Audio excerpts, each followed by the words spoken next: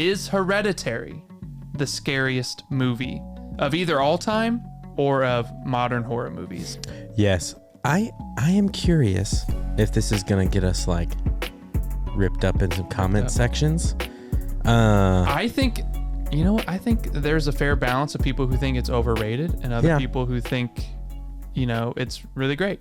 I really like the movie. I still do. Yeah. But I don't think it's that scary.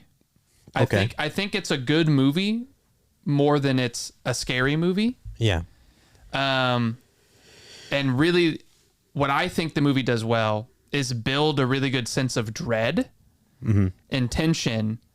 But overall, I don't think it's a movie that like really got to me in terms of like, it didn't get into my head. It didn't scare me. I thought it was a really interesting movie about the inescapable nature of the things you inherit from your family, whether genetics or just like even trauma, depression, like that kind of stuff. I thought they did that really well. And I liked some of the wild imagery. I really love horror movies that just decide to go all out with like just wild things on screen, but it never really unsettled me. And I thought there were long stretches where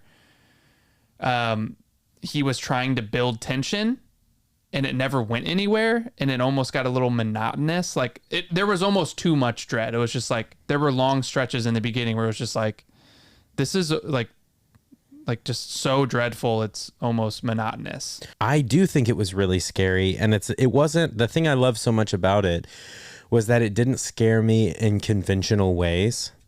It scared me almost with that, like, yes, that like feeling, that inescapable feeling of dread. Yeah. Almost. It made me really feel something. And that wasn't always like me jumping out of my chair or like barely being able to look at the screen. Like it wasn't that kind of scary to me. It was scary in a sense of like this feeling that like and like it's like a pit in my stomach almost. Yeah. Whenever I was watching it, which like makes it sound super unenjoyable. Yeah. If you have a pit in your stomach the whole time. But it really made me feel like I was about to go to the doctor and they were going to give me some really bad news. So it was great. I really recommend it. Yeah. No, it just like, I thought it was a great movie because it really, brought out that feeling in me of dread. And it brought me into the story so much where I felt so connected to the characters and their guilt. Right. And what they were going through. And so every time they would have like the mom and the son would have like an argument or like it dug a little deeper every time. Yeah. And so it was scary to me in a way of like evoking that feeling. And that is just such a different feeling of scared than you usually get whenever you go and see like a slasher or a ghost story where you see something creepy pass through a doorway and it sends a chill down your spine and you're like, oof, like that was creepy. Like that's great. Yeah. But this brought something completely different to the table, which I loved. If we're going to ask, is Hereditary like the scariest movie or is it really scary? I was thinking to myself, what really scares me in movies? Yeah. And I've mentioned this to you before, but personally, I find David Lynch movies really scary. Yeah. And for someone who watches a lot of horror movies and doesn't actually get affected, like I'm entertained and I have fun and all that, but I'm not like scared. Yeah. I watch David Lynch films and even some episodes of Twin Peaks, and I get like deeply unsettled. And I was thinking about like, what is that? And I think what it comes down to, especially juxtaposed with Hereditary, is David Lynch doesn't feel the need to explain or contextualize what's scary or the horror on screen. Yeah.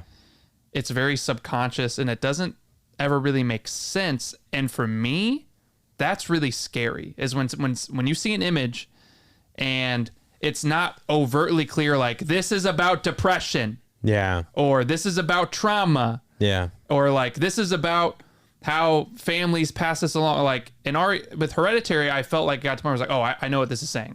I know what this is about. Right. It's very clear.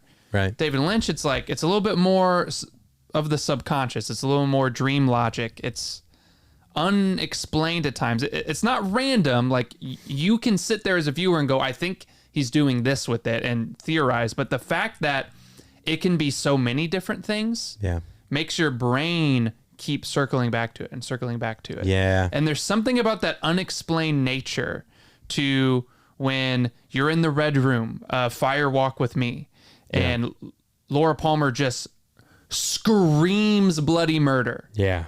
And part of you is like, oh, this is because of everything that's gone with her. But it's not in that moment beating you over the head. Like, she's screaming because of the trauma she's been through. It's just, she's speaking backwards and silly. And then she just goes, I'm not going to scream into the mic and, hurt someone's ears. Yeah. Like what he does so well is you want to dissect it and kind of figure it out a little bit of what he's saying. You can't put it in a box and that bothers you. You're like, yeah, wait, and so you keep wrapping back around to it and back around to it and back around to it.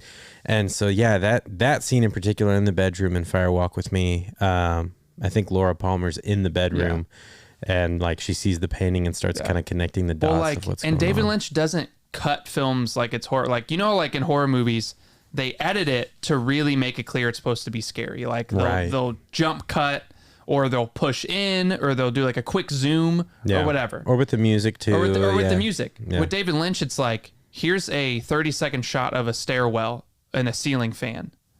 Or here's a locked shot of a living room couch, and then slowly you see Bob walk into the frame. Mm-hmm. And then Bob stares the camera down, and then he crawls over the couch. The camera is locked. It's not doing anything. And you're just sitting there as Bob, this creepy guy, is walking towards you. Or, in Fire Walk with Me, you go into the bedroom and there's a quick shot of Bob like by the bed. Yeah. But again, he's not doing anything to heighten it with the editing or the music. It's just there, and it's very, like I said, it's very unexplainable, and it tickles your brain, and your brain's trying to compartmentalize it, and it can't. And for me, again, maybe not for everyone. Yeah. I'm sure there are a lot of people who watch David Lynch films and are just bored to tears. Like, I get that. But for me, that unexplained context around the image scares me. Whereas like something in Hereditary, through the storytelling and stuff, like I just feel like Ari Aster was like making it very clear what this horror is about. Yeah.